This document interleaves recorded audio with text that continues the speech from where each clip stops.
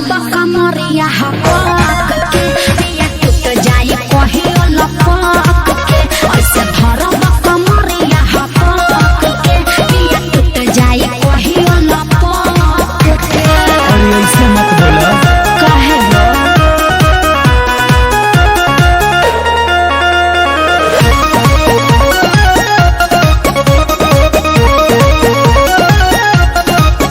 जब सजेलू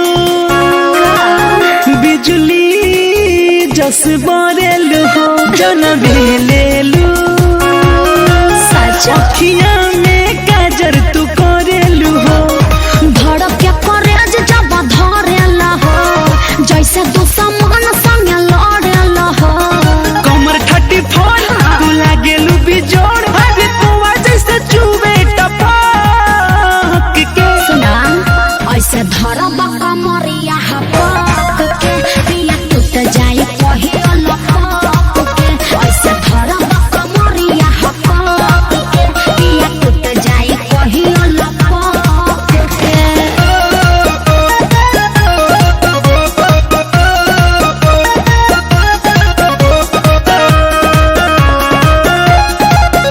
पागल है जानी